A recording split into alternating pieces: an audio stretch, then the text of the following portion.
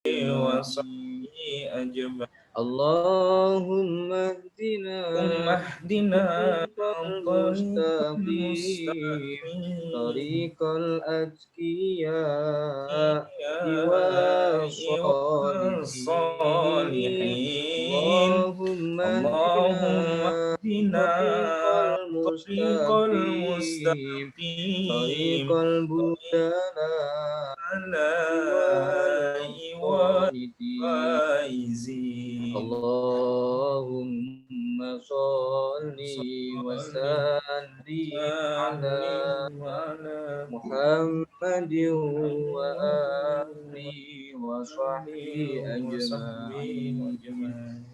اللهم اهدنا اللهم اهدنا طريق طريق المستقيم المستقيم طريق الأسفياء والذاكرين اللهم اللهم اهدنا اهدنا طريق المستقيم طريق الأسفياء والذاكرين اللهم صل وسلم على محمد وآله وصحبه أجمعين. Sekian, assalamualaikum warahmatullahi wabarakatuh. Waalaikumsalam warahmatullahi wabarakatuh.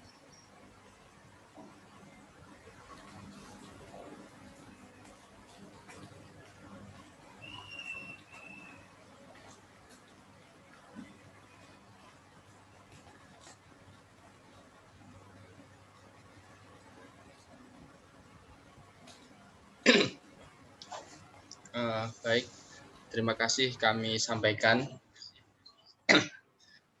Untuk selanjutnya, yakni kajian tematik yang kali ini akan diisi oleh Gus Muhammad Fuad. Beliau adalah wakil Matan Surabaya, ya.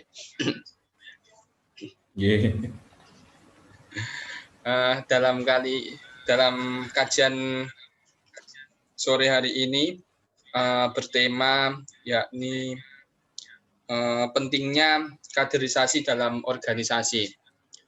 Mungkin nanti Gus Fuad akan menjelaskan tentang bagaimana kaderisasi di organisasi Matan atau Pripun. Waktu dan tempat kami haturkan kepada Gus Fuad. Monggo, Gus.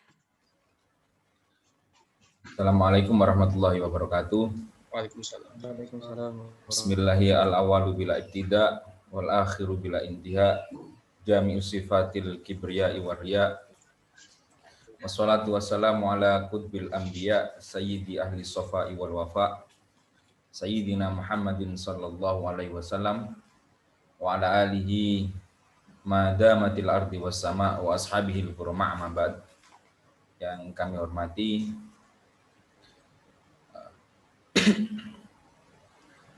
Ketua Matan Surabaya Gus Astagfirullah dan teman-teman sahabat-sahabat di Matan Winsa. Alhamdulillah pada sore hari ini kita dapat bertatap muka walaupun secara virtual.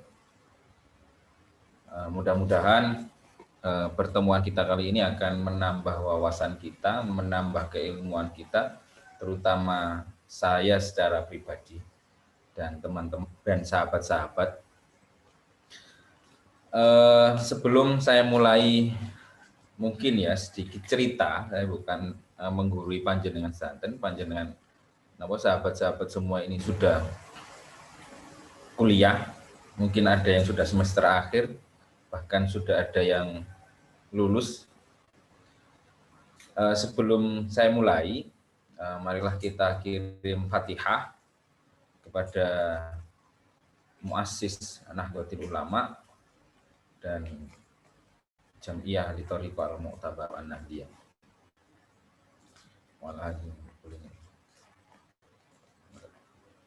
Maulana Ahmad Rahmat Rasul. Al-Fatihah. Bismillahirrahmanirrahim. Iya, karena budaya kan saya kena suratul mustaqim suratul ladzina an'amta 'alaihim ghairil maghdubi 'alaihim waladdallin. Sedikit saya mengulas tentang kaderisasi karena memang Matan ini berdiri tahun 2012. Terus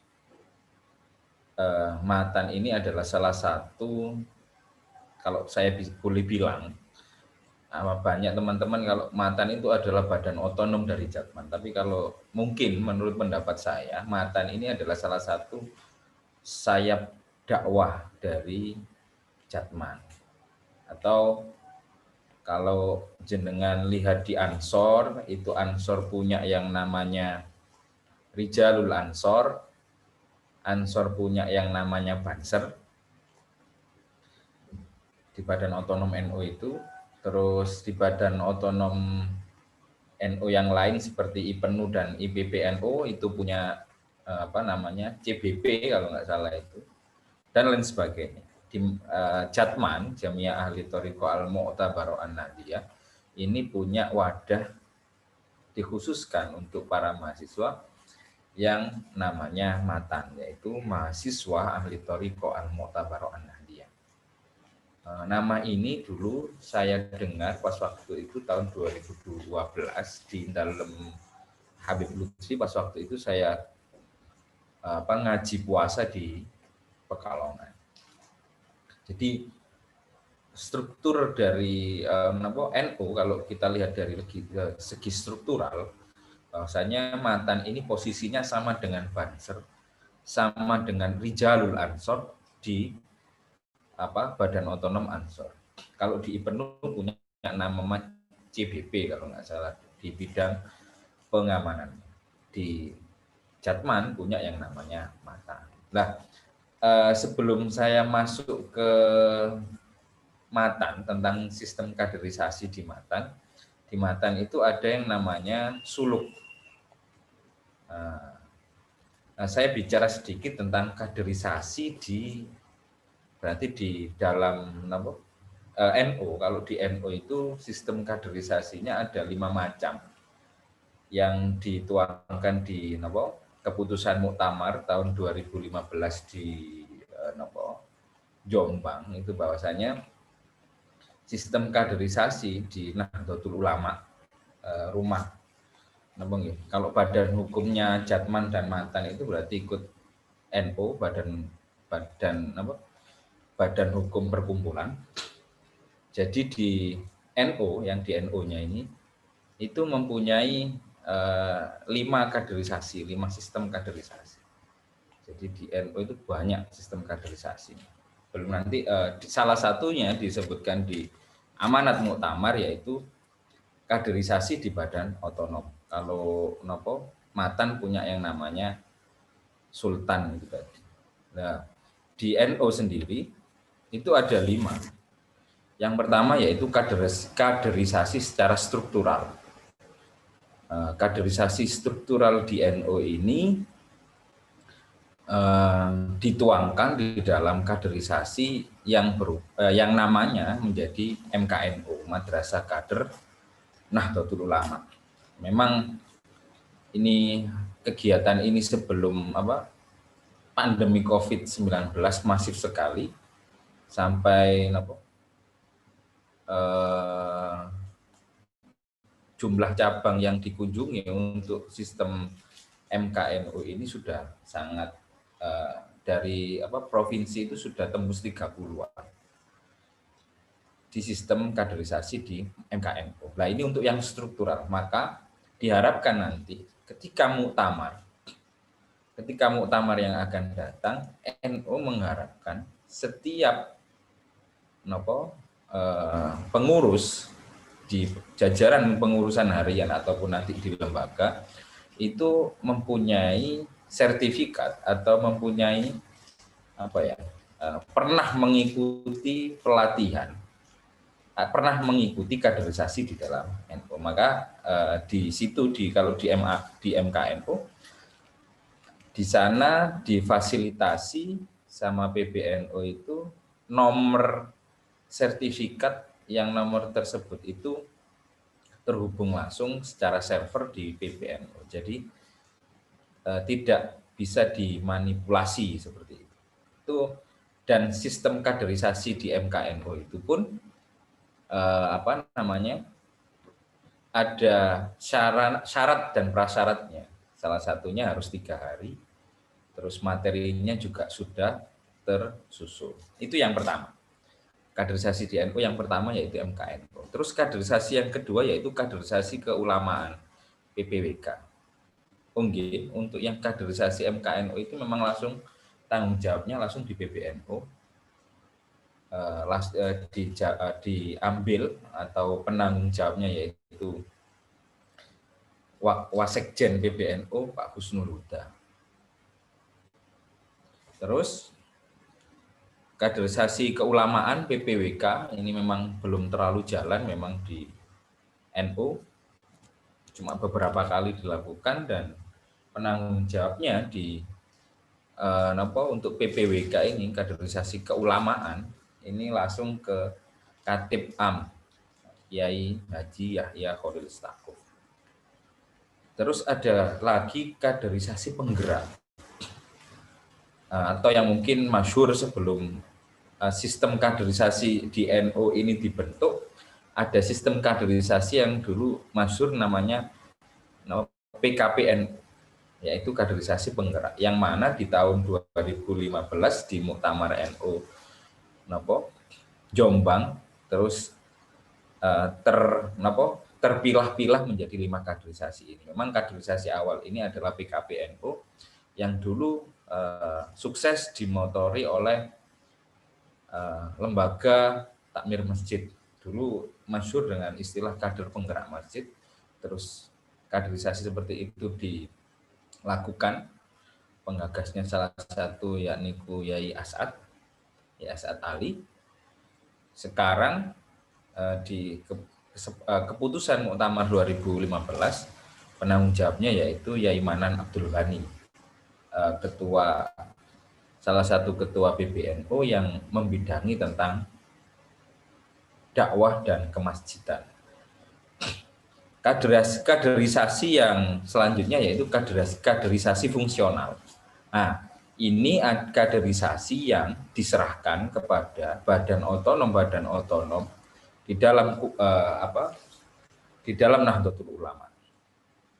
Ini ada namanya kaderisasi fungsional. Makanya kalau kita masyhur kita dengar di Ansor biasanya itu ada namanya PKD, terus naik PKL dan lain sebagainya. Itu adalah sistem kaderisasi fungsional yang ada di dalamnya. Terus di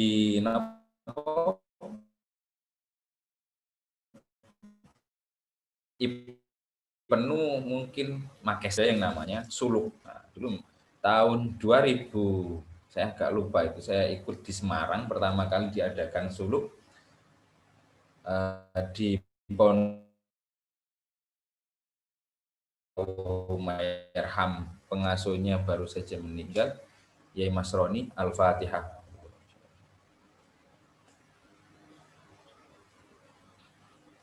Di sana selama 3 hari kita dikaderisasi dengan istilah suluk matan 1 nasional, suluk matan nasional 1 yang pertama. Nah, itu kaderisasi di NU yang disebut dengan kaderisasi fungsional.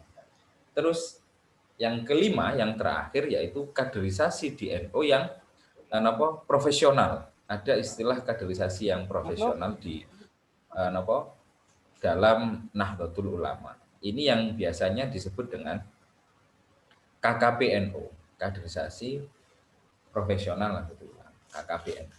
Jadi di sana memang diharapkan kader-kader NU yang profesional, yang mempunyai profesi seperti dokter, terus kemarin guru, terus kemarin kader-kader NU yang mempunyai profesi seperti dosen dan lain sebagainya, itu agar militansinya, agar visi misinya menjadi satu dalam gambaran besar Rumah Besar Nahdlatul Ulama, bagaimana NU ke depan, itu disiapkan kaderisasi yang namanya KKPNU, yaitu kaderisasi kader profesi Nahdlatul Ulama.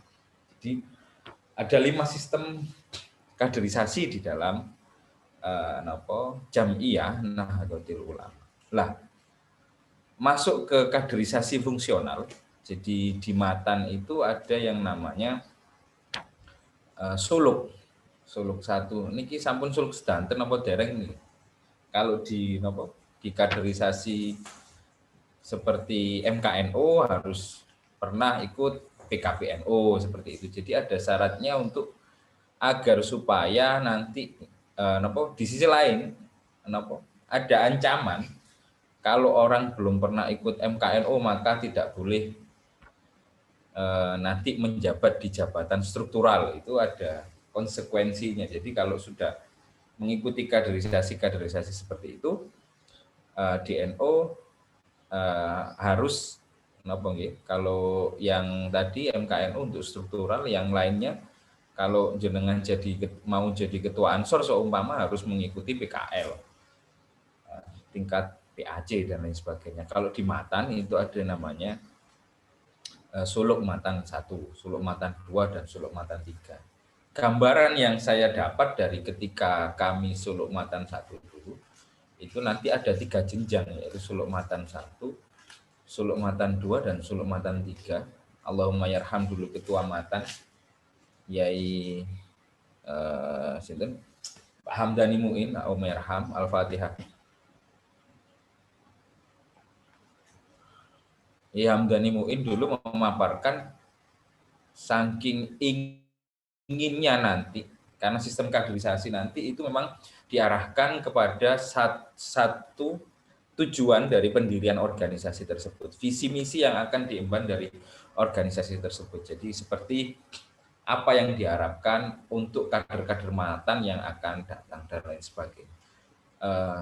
Ketika itu, saking menggebu-gebunya Dr. Hamdani Muin, saya masih ingat beliau sampai bilang kalau suluk Matan 3 nanti di tengah hutan.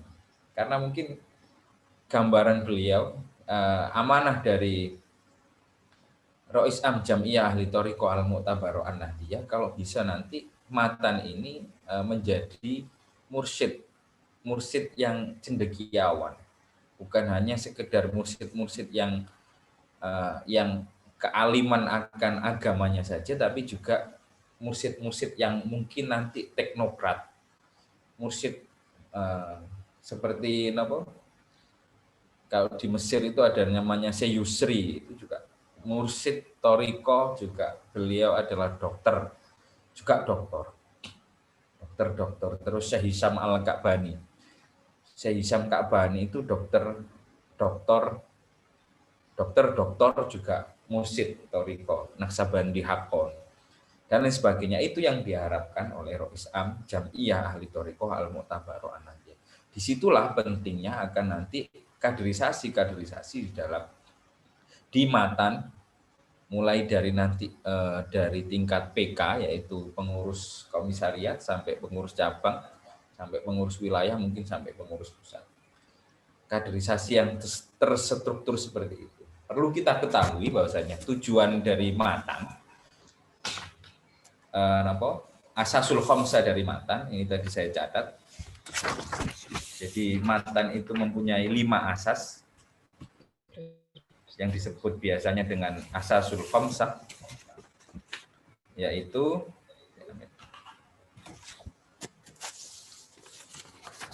ada tazkiyatun nufus. Yang pertama yaitu tafaqquh fiddin.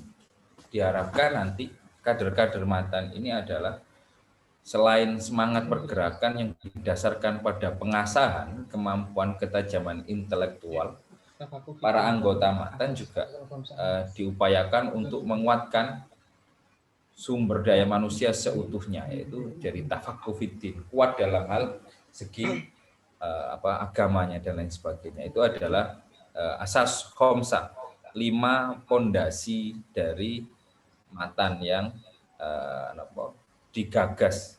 Diharapkan dari 5 pondasi, salah 5 pondasi ini para kader Matan nanti bisa memenuhi harapan dari Rois Am Jam'iyah Ahli Thariqah Al-Mu'tabaro'ah. Kedua yaitu iltizamu ta'ah, yaitu taat yang berkelanjutan. Saya masih ingat di pas waktu Matan pertama kali mengadakan suluk ini, mumpung ingat sebutan dari dulu ini teman-teman ini disebut apa gitu, disebut sahabat kah, disebut rekan lah kalau di di PPNU itu rekan rekanita, terus kalau di Ansor sahabat, terus akhi ukhti atau bagaimana untuk menyebut para teman-teman anggota Matan ini. Saat itu saya ingat Dr. Mahmud Suyuti pas waktu itu nyeleduk di saat beliau nyeleduk ke Yai Masroni pas waktu itu, karena Puang Makkah pas waktu itu. Ini adalah salah satu dokter ahli hadis yang mempunyai laboratorium hadis pas waktu itu, ditinggalkan seperti itu. Terus beliau di forum itu bilang, saya belum pernah menemukan di dalam hadis, salah satu hadis Rasulullah menyebut sahabatnya itu akhi ukhti. Dulu ada, karena ada usulan untuk menyebut teman-teman di Matan itu akhi atau ukhti, seperti ke Arab-Araban lah bahasanya seperti itu. Tapi celetukan, saya masih ingat Dr. Mahmud Suyuti Makassar itu, dia nyeletuk di dalam hadis nggak ada sedekat Sayyidina Abu Bakar, saking dekatnya sama Kanjeng Nabi pun nggak disebut akhi sama ukhti, akan tapi disebut min ashabi Rasulillah. Maka itu para sahabat-sahabat Matan atau sohib Matan kalau dulu sebutnya itu sebut, akhirnya keluarlah nama yang sebutan dengan sebutan sohib Matan, bukan sahabat nanti karena agak mirip dengan Ansor, bukan rekan atau rekanita, bukan akhi ukhti, tapi sohib kalau dulu saya masih ingat. Saya nggak menemukan salah satu hadis saking dekatnya Rasulullah dengan Abu Bakar dan sahabat-sahabat yang lainnya memanggil nama akhi atau ukhti. Akan tapi kalau di riwayat hadis min ashabi Rasulillah Shallallahu Alaihi Wasallam, sahabat dari Rasulullah Shallallahu Alaihi Wasallam. Nah, itulah keluar nama panggilan untuk anggota-anggota teman di Matan, yaitu sohib. Melanjutkan asasul khamsah dari Matan, yaitu yang kedua yaitu iltizamu ta'ah, taat, karena memang asas dari Thariqah itu adalah ketaatan. Terus yang ketiga yaitu tasfiyatul qulub wa tazkiyatun nafs, membersihkan hati. Ini sampai sekarang saya masih mengenang. Dulu sebelum saya berbaiat, saya dulu masih mengenang ini nasihat dari Gus Miftah. Sebelum saya berbaiat itu dulu beliau sempat ngomong ke saya, kamu harus, karena dulu Matan itu belum masif seperti sekarang, masih sering ngopi di samping rel kereta, UIN, pindah-pindah tempat.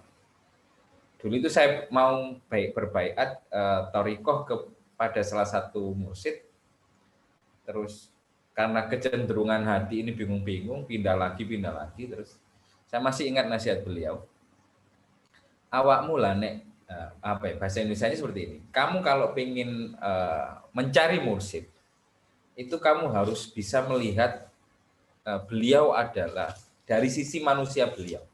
Maksudnya, kalau orangnya menjadi manusia, kamu siap. Ada kalanya kalau kita tahu manusia itu ada kalanya marah. Jangan sampai dalam hati kita ujuk-ujuk, mursyid kok muring-muring gitu. Atau mungkin tidak sesuai dengan kerentek, khotir di hati ini panjenengan, di hati Anda ada kerentek Loh kok mursyid seperti ini? Jangan sampai itu ada. Makanya di matan harus ada iltizamu ta'ah, ketaatan itu tadi dengan tazkiyatun nafas di asasul khams. Jadi kalau kita sampai sekarang saya masih ingat, saya kalau ngasih nasihat ke teman-teman yang mau baiat thariqah itu, kamu sudah tahu mursyidnya siapa dan lain sebagainya, kamu kenalnya dari mana, kamu siap kalau beliau menjadi manusia, maksudnya ya karena guru, otomatis suatu saat sifat manusiawinya keluar. Ini saya ingat kisah di kitab nopo An-Nawadir, boten di kitab An-Nawadir. Jadi ada salah seorang muridin, beliau saking mahabbahnya dengan salah satu mursyid. Tapi karena jarak rumah beliau dengan mursyid itu tadi jauh, maka untuk menempuhnya harus, kalau di situ itu ada bahar, ada lautnya, dia harus melewati laut. Jadi saking jauhnya karena muhibbin sama gurunya tersebut, suatu saat beliau punya rezeki untuk sowan ke gurunya tadi. Ketika sowan ke gurunya hanya berpesan satu, bahwasanya jangan sampai kamu lepas dengan bacaan zikir, yaitu la ilaha illallah yang biasa dibaca oleh teman-teman thariqah itu mewajibkan untuk membaca aurat la ilaha illallah. Sehari minimal berapa ribu gitu. Akhirnya karena saking muhibbinnya dengan mursyid itu tadi, dia pulang. Setelah pulang setiap hari beliau membaca itu dengan ini tadi dengan istiqomah. Setiap hari membaca seperti itu. Akhirnya beberapa tahun karena beliau saking kangennya dengan gurunya, kan tapi karena jaraknya jauh juga, beliau nyelengi sampai beliau ada rezeki untuk kembali lagi sowan ke gurunya. Sekitar 3 tahun beliau sampai ketemu gurunya. Saat di depan pagar di depan pagar itu, beliau melihat gurunya langsung semaput keluar, terus gurunya mendekat lagi, beliau bangun semaput lagi, sampai yang terakhir digendong sama gurunya, dibekap gini, melihat lagi semaput lagi sampai 3 kali, salah sama rot sampai 3 kali. Akhirnya setelah dia siuman, terus mungkin dia sudah enggak semaput lagi, ditanya sama gurunya itu tadi. Ditanya sama gurunya, kenapa kamu sampai pingsan sampai 3 hari? Jawabannya sepele, saya melihat di dadamu wahai guruku banyak belatungnya. Gitu. Jadi seorang murid kalau sudah ada prasangka baik dengan gurunya, walaupun di situ pelajaran di situ, walaupun gurunya itu belum sempurna, kalau bahasanya seperti tadi, saya melihat di hatimu ada belatung, itu bisa mengantarkan seorang wusul kepada Allah lebih dahulu sebelum gurunya. Ya karena itu tadi, siap menerima guru, kon siap nerima mursyidmu pas waktu wong dadi menungso. Bahasanya seperti itu, saya masih ingat nasihatnya beliau itu. Jadi ketika kita yakin pada seseorang, jadi kita harus yakin secara seutuhnya. Ketika dia manusia, otomatis nek gak duwe kadang ngersulo gitu kan, sifat manusia itu kan seperti itu. Kadang muring-muring dan lain sebagainya. Yang keempat dari asasul khomsamatan yaitu hifdzul aurat wal adhkar, selalu menjaga wiridnya, yaitu memang karena ahli thariqah ada kewajiban-kewajiban yang harus dibebankan, jangan dibebankan ya, kesunahan atau yang menjadi wajib dibaca oleh para pengamal toriko seperti lafadz la ilaha illallah. Nanti setiap toriko akan beda lagi. Terus yang kelima yaitu khidmah lil ummah, yaitu berkhidmah kepada masyarakat banyak. Jadi itulah salah 5 ahsasul khamsah di dalam matan. Untuk memenuhi itu, untuk memenuhi ahsasul khamsah itu, makanya matan ada yang namanya istilah suluk, yaitu sistem pengkaderan. Karena memang kalau dilihat dari usia, matan ini tahun 2012, sekarang 2020 dikurangi 2012 berarti sudah 8 tahun. Bagaimana sistem kaderisasi di matan? Apakah sudah berjalan dengan baik? Apakah sudah membudaya? Maksudnya membudaya itu di dalam kaderisasi itu sudah ada kalau kaderisasi di matan bedanya dengan kaderisasi di Ansor, contohnya seperti itu. Itu ada perbedaan di situ. Terus kalau tadi saya bicara tentang yang di kaderisasi NU tadi ada 5 itu memang ada target yang harus dipenuhi untuk mengisi contoh seperti kita lulus MKNU harus mempunyai target A, B, C, D dan lain sebagainya. Oleh karena itu perlu akan kaderisasi dalam matan itu untuk bagaimana para pimpinan-pimpinan matan nanti dimulai dari tingkat PK, pengurus komisariat,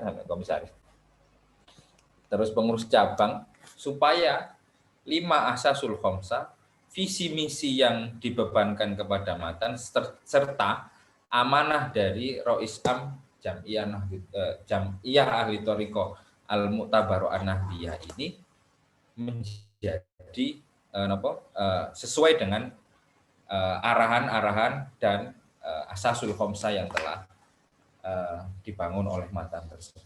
Oleh karena itu penting memang kita untuk terkadang kita lupa untuk berorganisasi, ini tadi saya catat, perlu adanya ketaatan. Ketaatan tersebut itu akan terjadi kalau memang sudah adanya visi misi yang sama. Jadi di sini tadi ada, entah saya lupa itu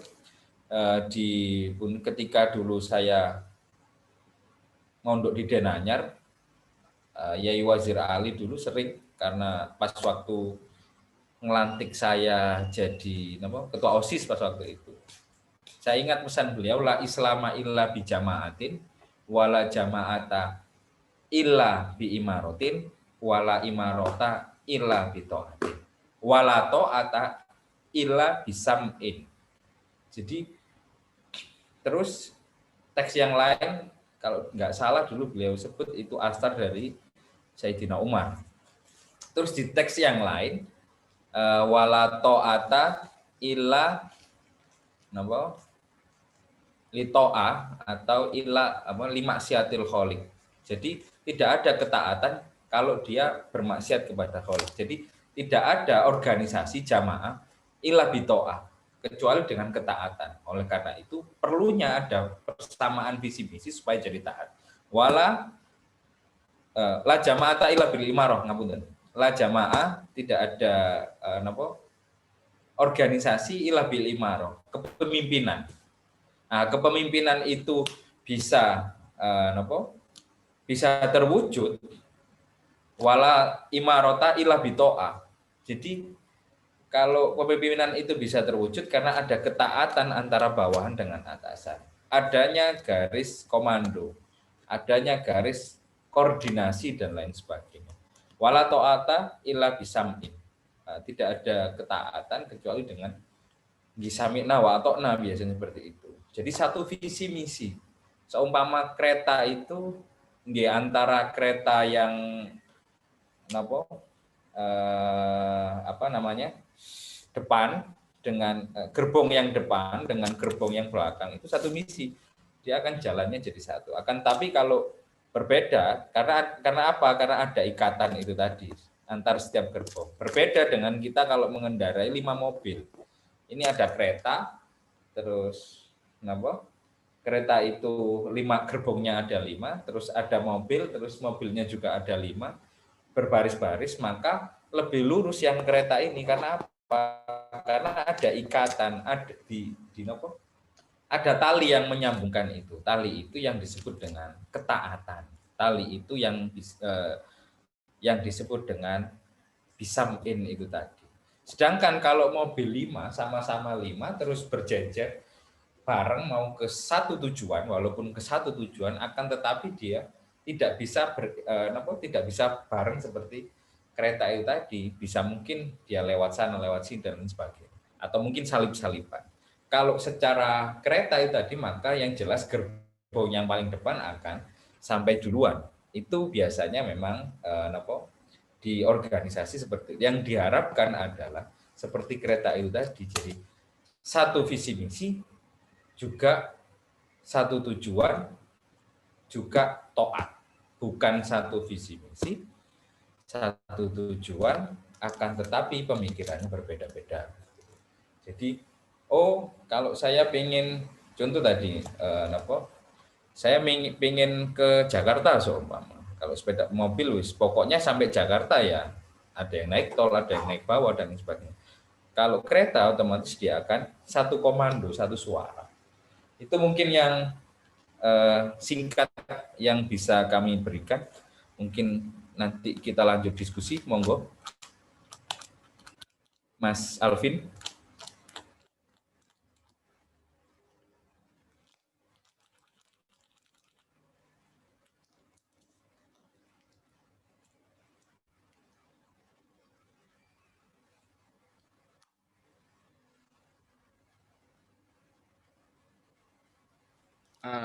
Oke.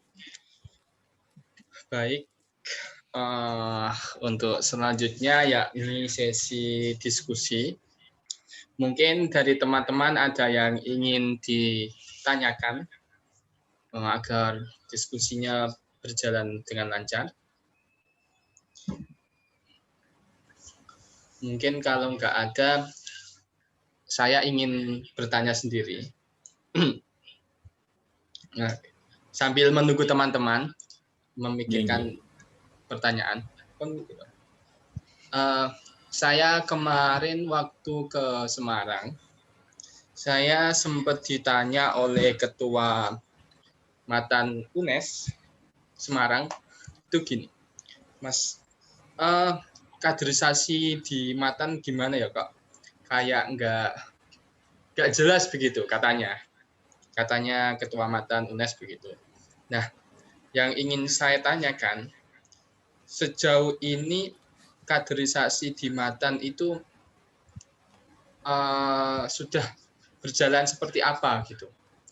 Mungkin saya sendiri pengalaman itu saya ikut Suluk Matan itu saya ikut ke Malang, di Suluk Matan di Malang, karena di Surabaya nggak ada.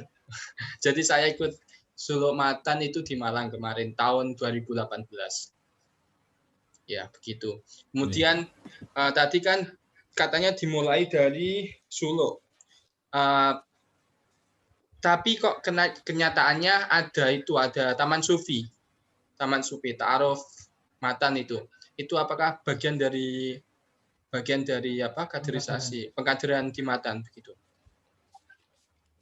Matan, monggo dipun jawab, Gus. Terus memang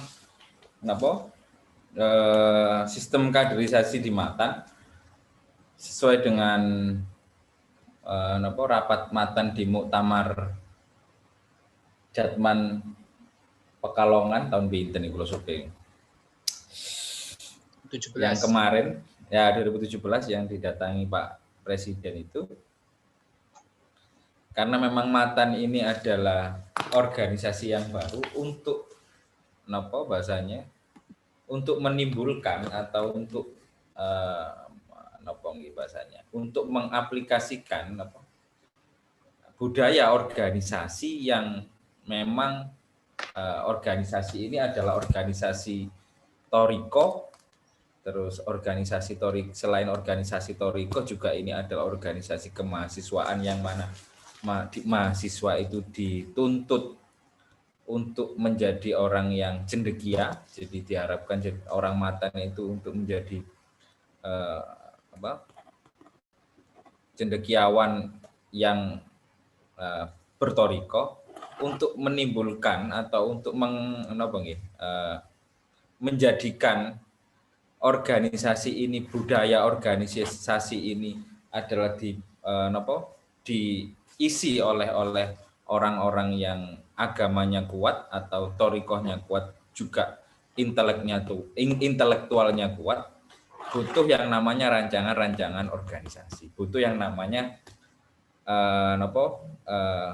kaderisasi yang struktur dan masif. Maka jangan, kalau 8 tahun mungkin kaderisasinya masih belum terlalu kelihatan, ngapunten, belum bagaimana sih sistem kaderisasi di Malang.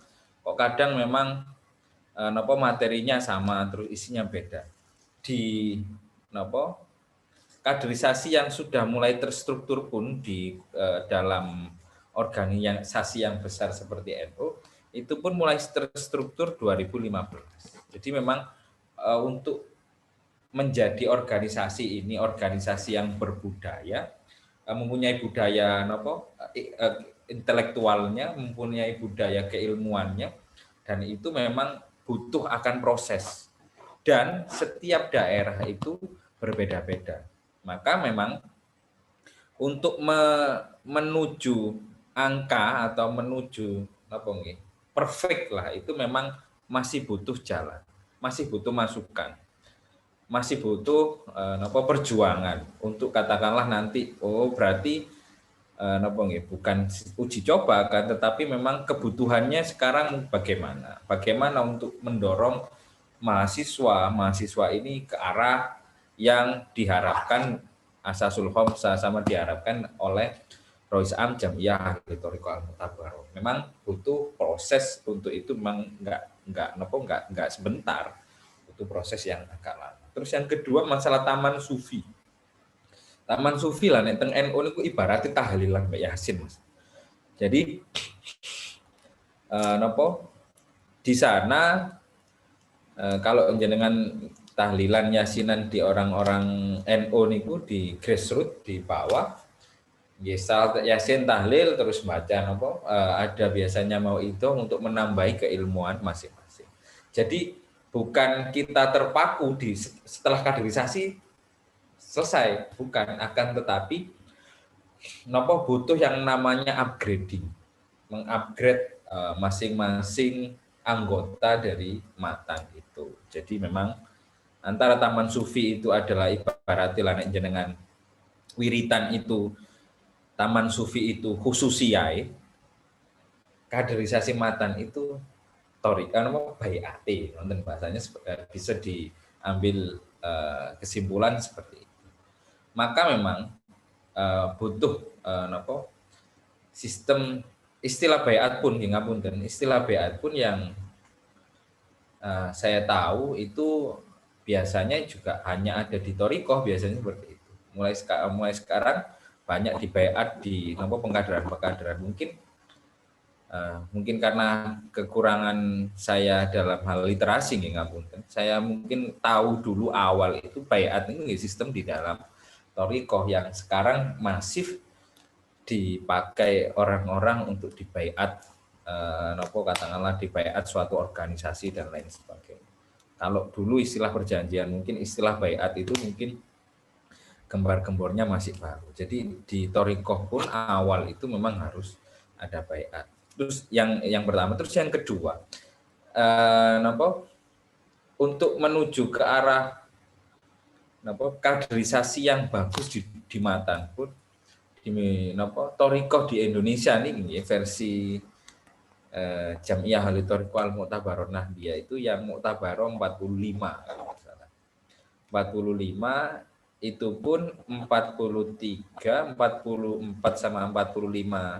44-nya itu mulazamati qiraatil Quran, 45-nya mulazamati azkar moco-moco dzikir dan lain sebagainya. Itu termasuk Thariqah Mu'tabarus dan 43 untuk merumuskan supaya nggak bertentangan terus haluannya sama. Ini memang butuh waktu yang mungkin nggak sebentar. Itu salah satunya. Kalau kita perlu tahu juga kaderisasi di organisasi-organisasi yang lain itu pun sejak tahun-tahun 90-an contohnya nih, ngapunten saya sebut satu organisasi katakanlah yang sistem teroris itu tahun 90-an kan hakikatnya sudah ada, cuma kan memang belum terlalu kelihatan dan belum terlalu jelas sistem organisasinya. Baru setelah tahun 2002 mulai ada pengeboman dan lain sebagainya, itu mulai ada sistem yang lebih jelas dari sistem kaderisasi. Memang untuk kaderisasi dengan sistem kaderisasi yang jelas itu untuk organisasi baru butuh yang namanya pembudayaan, butuh yang namanya bagaimana berbudaya untuk berorganisasi sesuai dengan asasul khamsah yang dipunyai matan, sesuai dengan arahan Rois Am Jam'iyah Ahli Thariqah Al-Mu'tabaroh An-Nahdiyah dan lain sebagainya. Mungkin sedikit yang dapat kami sampaikan itu, Mas Alvin. Jadi memang jangan jenengan kok gak jelas nih rek pengkaderan ini. Memang karena organisasi ini organisasi yang baru, jadi butuh akan namanya pembudayaan. Contoh kadang orang ngapunten untuk suatu metode itu bisa ditemukan. Contoh sampai jadi Quran yang kita baca sekarang pun ada prosesnya, mulai nggak ada titiknya, terus ternyata butuh ini untuk orang supaya paham tentang baca Al-Quran. Itu pun metode untuk pembelajaran pun ada proses jalan.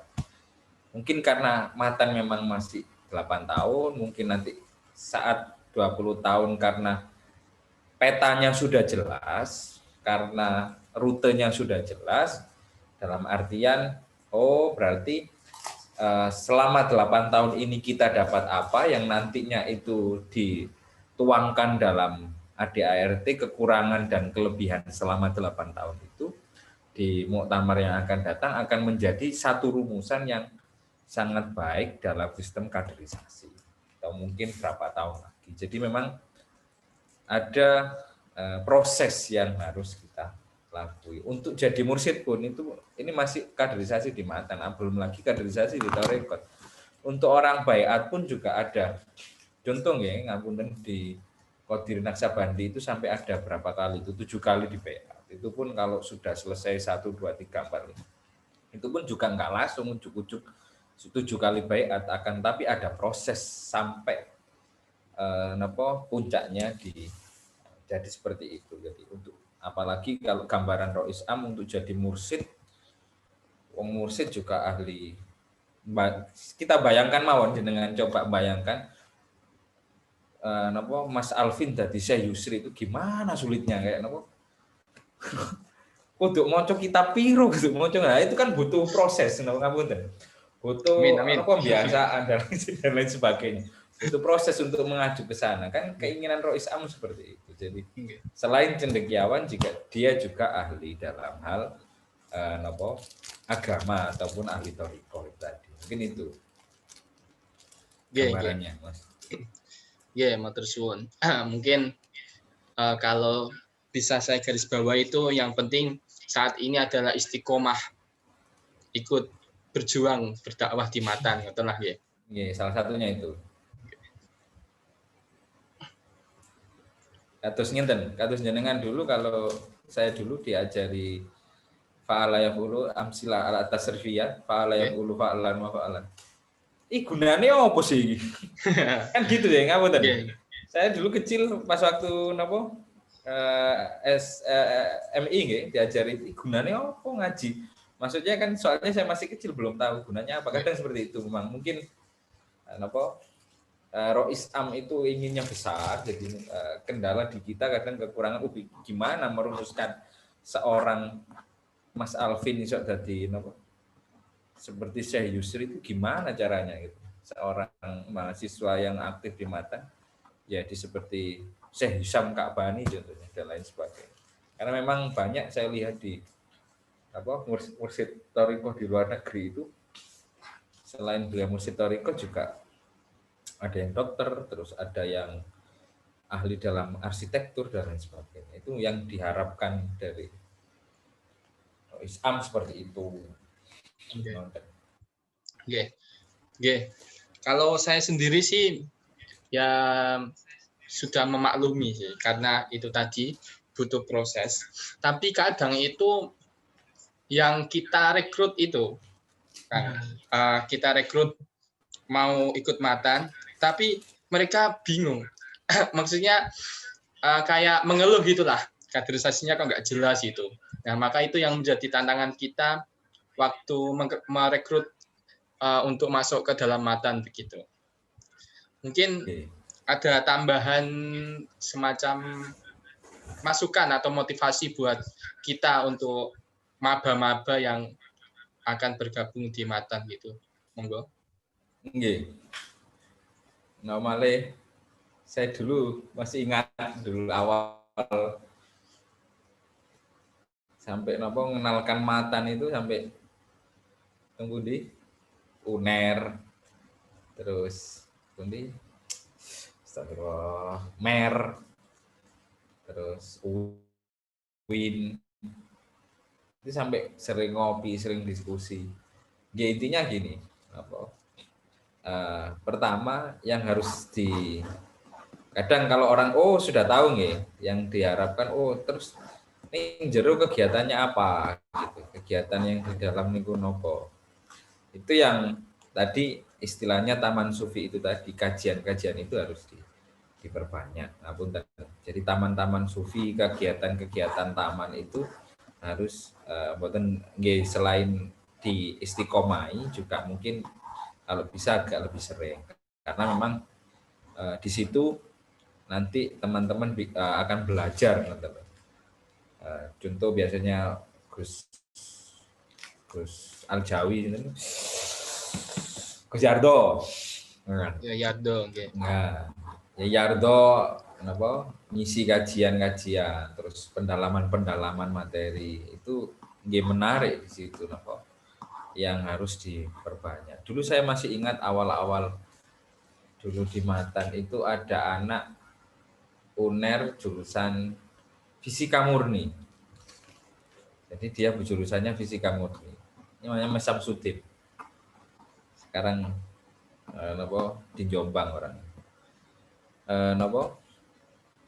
Ada kajian dulu di Matan itu, ya namanya belum Taman Sufi ya, kan, tetapi masih kajian-kajian dari minal bait ilal bait, minal magha ilal magha, dari rumah ke rumah, maksudnya dari satu tempat ke tempat lainnya, itu dulu pindah-pindah ngajinya. Itu yang menarik kalau saya lihat di kajiannya itu, karena dia jurusannya non IAIN, non UIN. Sekarang UIN kan ya lebih global. Dulu jurusan kimia, terus saya baru paham di situ menarik gitu untuk teman-teman mahasiswa berdiskusi untuk mempertanyakan keilmuan dari teman yang lainnya. Karena dulu dia masih ingat saya dia dengan keilmuannya dia menjabarkan salah satu ayat Al-Qur'an, wa qala lil malaikati isjudu li adam wasjadu ila iblis aba wastakbar. Surat Al-Baqarah itu wa qala lil malaikati isjudu li adam wasjadu ila iblis, apabila pas waktu itu malaikat disuruh sujud. Keterangan dia saya masih ingat keterangannya.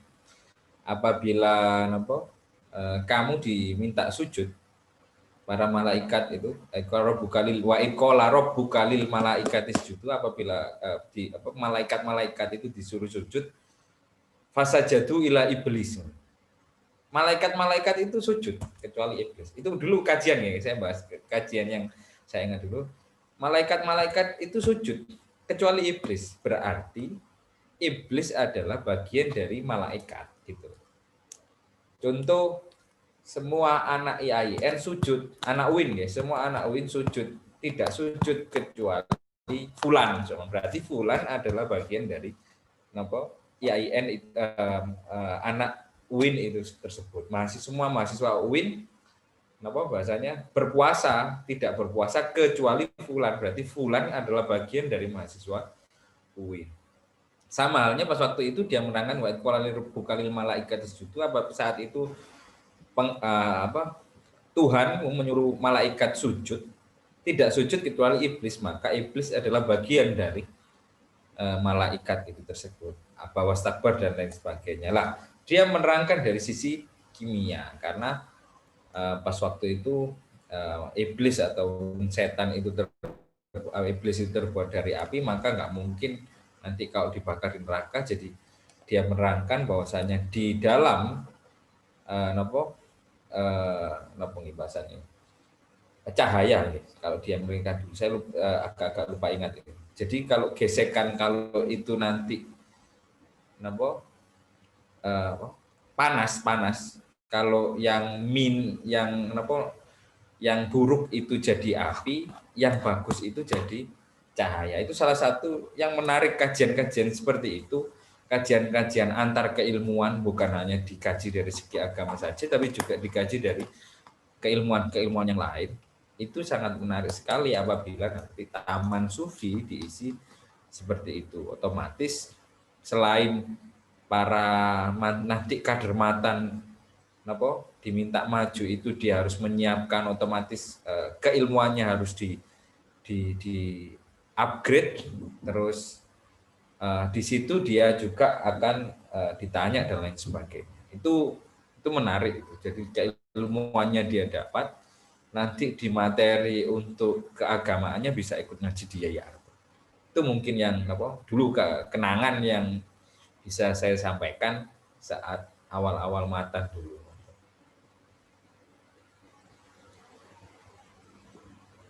Oke, mungkin ini ada pertanyaan lagi Kang dari Mas Fajar. Oh nggih. Kang derek tanglet, bagaimana cara membangkitkan semangat bermatan anggota? Apa yang membuat sampean semangat bermatan? Matur nuwun. Oke. Niku yang ya itu tadi. Saya memegang teguh asasul khamsah itu tadi, salah satunya yaitu iltizamut ta'ah, taat pada guru. Karena saya menganggap guru-guru di matan, para mursyid di matan ini adalah guru-guru saya, maka terus saya muhibbin dengan beliau. Otomatis kalau bukan kita yang menghidupkan itulah, kalau kita aja katakanlah nggak mau, bagaimana kita ngajak orang lain. Memang butuh memeras tenaga, pikiran, bahkan mungkin uang untuk supaya kita aktif. Memang kadang namanya organisasi yang idealismenya tinggi gitu loh, kadang memang kurang menarik gitu, karena bukan lo jual gua beli, dapat sesuatu hal yang kelihatan langsung dampak di mata dan lain sebagainya. Memang saya, kalau saya pribadi itu muhibbin gitu saja, muhibbin kepada para mursyid, terutama Rois Am Jamiah Ahli Thoriqah Al-Mu'tabaroh An-Nahliyah, muhibbin kepada NU. Terus saya banyak dulu itu baca tentang Sabilus Salikin, kalau dulu Yai Soleh Bahrudin itu menimbulkan bagaimana saya pulau secara pribadi muhibbin teng matan. Itu salah satu. Mungkin itu yang bisa dia memang butuh proses untuk jenengan supados supaya semangat, itu butuh proses. Mungkin kalau di organisasi yang lainnya dijanjikan ABC, kalau di matan jenengan dijanjikan malah dikongkon dadi mursyid gitu. Kongkon pinter. Nggih. Berarti intinya output yang kita peroleh itu input input yang kita peroleh itu jangka panjang gitu. Nggih, ngoten. Oke, jangka panjang. Makanya kegiatan kalau bisa kegiatan-kegiatan yang di matan itu bukan hanya sekedar diskusi tapi juga itu tadi keilmuan antar napa nggih? Antar keilmuan didiskusikan.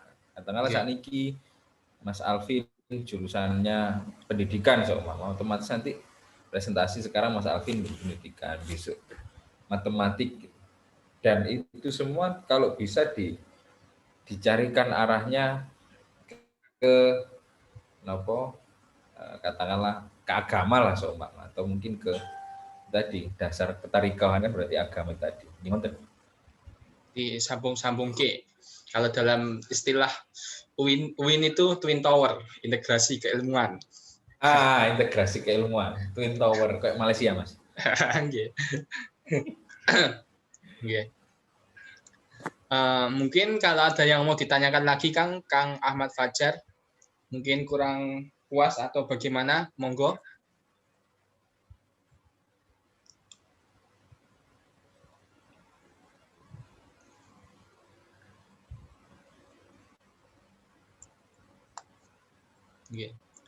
Kalau pengalaman saya sendiri sih ya begitu, berat tapi nikmat. Berat tapi nikmat.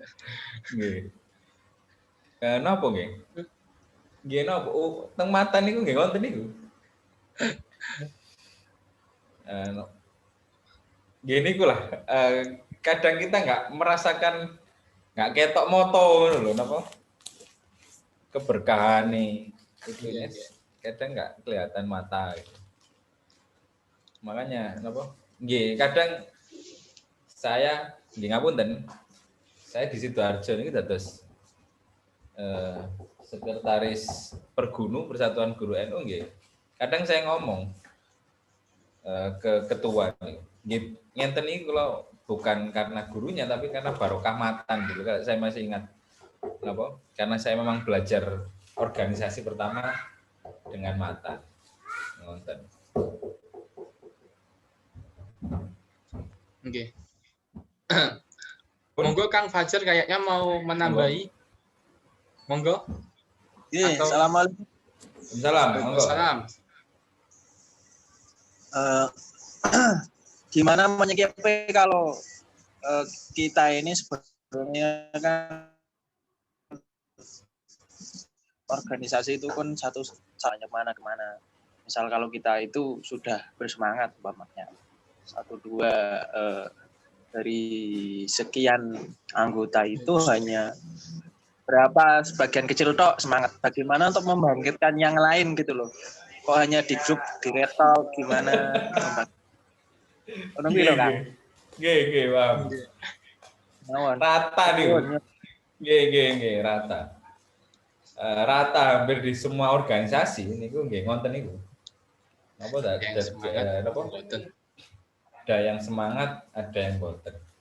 Ada yang malah di ngapunten titip jeneng tok kadang wonten ngene. Lah itulah perlunya kepemimpinan. Pemimpin. Ini mau saya ibaratkan kereta niku mau. Jadi kalau kereta niku ndase kan ndase kereta kan nggo gerbonge mburi nih sing ngoten. Katakanlah nggih kudu soro memang. Kudu soro karena dia membawa gerbong kereta itu tadi. Beda dengan mobil yang 5 itu tadi. Kalau mobil 5 wis punya satu tujuan banter-banteran piye carane cepet teko. Tapi kalau kereta itu tadi otomatis kepalanya ini harus punya gagasan-gagasan yang mana gagasan-gagasan tersebut gerbongnya piye carane melu.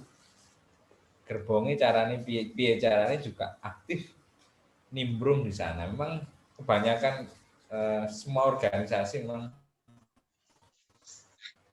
ini karena memang nggak kelihatan saya dapat apa ya gitu, ngapunten. Saya dapat apa di organisasi sing itu saya lihat seperti itu gitu loh. Kadang orang-orang itu saya dapat apa aktif di sini. Ini yang perjuangan. Jenengan bayangno soroi Aumayarham Mbah Khalil Bangkalan. Napa meyakinkan Mbah Hasyim Asy'ari nggawe NU iki napa ya? Karena apalagi jenengan organisasi yang awal. Lane produk, kalau produk ya ngapunten. Kalau suatu produk, ya karena saya dulu pernah dados EO nih, EO. AE-nya TV 9. Kalau suatu produk yang baru terus dikenalkan itu biaya sponsornya itu besar sekali, Mas. Perlu akan daya upaya agar produk ini supaya terjual. Kalau itu dari segi produk. Sami halnya dengan organisasi tadi, butuh tenaga, Mas, butuh kekuatan. Kadang organisasi apa iki menarik rek nih. Arek gak apa jenenge numpak sepeda brong-brongan gitu, seumpama. Karena kecenderungan masing-masing individu itu berbeda-beda. Niku mungkin yang harus kita sikapi seperti itu. Ya, makanya ada istilah al-istiqomah tuh khairu min alfi karomah. Istiqomah niku lebih baik daripada 1000 karomah nih. Wong sok melakukan nukuri banyu dan lain sebagainya. Tapi lah nek jenengan istiqomah ning mata niku luwih ngalang-alai wong iso ngawang bahasanya seperti itu. Ngonten, gambarannya ngonten. Ini memang abot, memang berat. Dari berat itu ganjarannya ya gede, ngonten. Pula percatus mawon kalau wonten berkah teng mata nih. Wonten mawon. Mboten mungkin lah katakanlah ngapunten.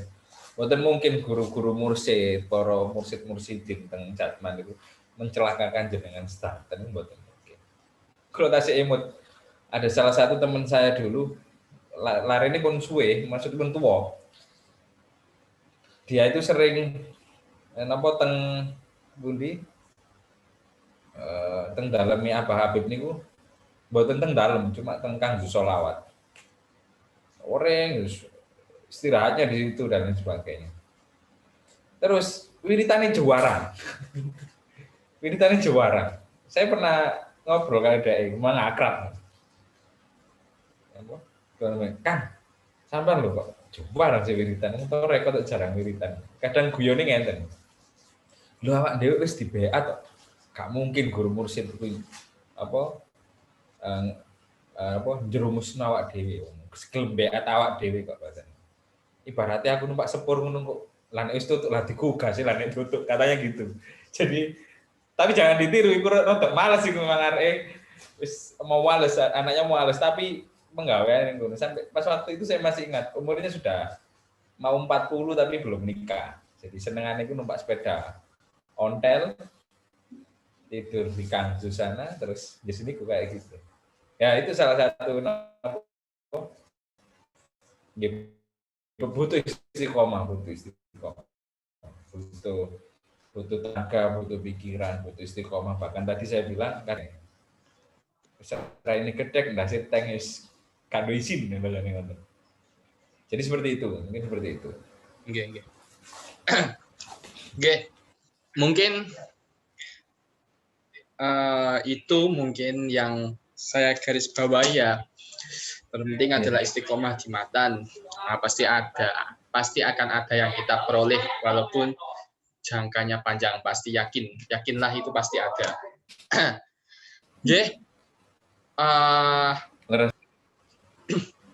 Mungkin itu saja pada kajian pada sore hari ini. Mungkin untuk menambah barokah, kami mohon Gus Fuad untuk berkenan mimpin doa sekalian, ngoten Gus. Doa singkat-singkat pawon, mboten napa-napa. Oke. Nggih, bismillahirrahmanirrahim. Al-Fatihah.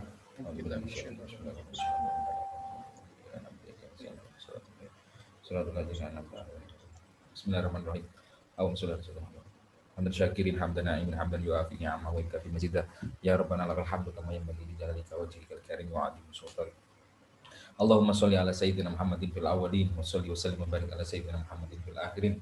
Wa sholli wa sallim wa barik ala sayyidina Muhammadin fil mala'il a'la ila yaumiddin. Wa sholli wa sallim wa barik ala sayyidina Muhammadin hatta tarisal ardu wa man 'alaiha wa anta khairul warithin. Allahumma bihaqqi asma'ikal husna ya Allah ya Rahman ya Rahim ya Qadir ya Sami ya Basir. wa bihaqqi nabiyyika Muhammadin sallallahu alaihi wasallam wa bihaqqi la ilaha illa Muhammadur Rasulullah sallallahu alaihi wasallam. Allahumma salim qulubana min sifatil kibriyai war riyai wal ujbi was sum'ati was su'idati wan namimah. Waj'al qulubana qulban mutma'innatan khashi'atan mutawaddi'an wa riqqatan wa khusu'an wa tadarruan ilaika wa imanan bi qudratika ya arhamar rahimin. Allahumma ya Allah. Fahman nabiyyin wa hifdzal mursalin wa ilhamal malaikatil muqarrabin. Allahumma rzuqna fahman nabiyyin wa hifdzal mursalin wa ilhamal malaikatil. Allahumma rzuqna ziyarata Makkah wa Madinah wa ziyaratul haramain ya Allah. Wa ziyarata Nabi Muhammad sallallahu alaihi wasallam. Subhana rabbika rabbil izzati amma yasifun wa salamun alal mursalin walhamdulillahi rabbil alamin. Bisirri wa bibarakati wa bisyafaati wa bikaromatil Fatihah. A'udzu billahi minasyaitonir rajim. Bismillahirrahmanirrahim. Ya Allah ya musta'in. Amin. Kula live riyen nggih soal ujian kula. Oh ngaten nggih. Matur suwun sanget. Nggih, Matur suwun sanget Gus atas motivasinya. Sangat memberikan motivasi, Guys. Tambah semangat ngeten iki. Ya, demikianlah kajian pada sore hari ini. Terima kasih sudah meluangkan waktu. Semoga apa yang kita dengar, apa yang kita pelajari bermanfaat bagi kita semua sehingga bisa menambahkan spirit dan semangat kita dalam berkhidmah khidmatan. Dari saya kurang lebihnya mohon maaf. Assalamualaikum warahmatullahi wabarakatuh.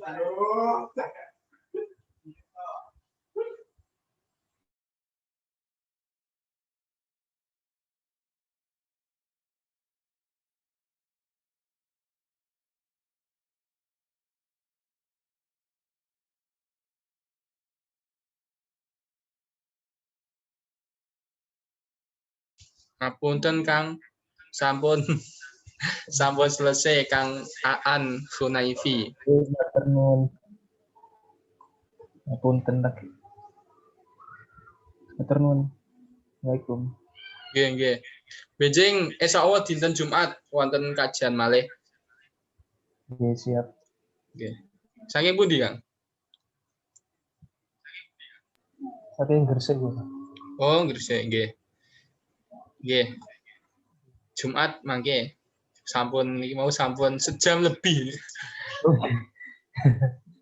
Nggih, matur nuwun. Nggih, nggih. Waalaikumsalam. Ngapunten.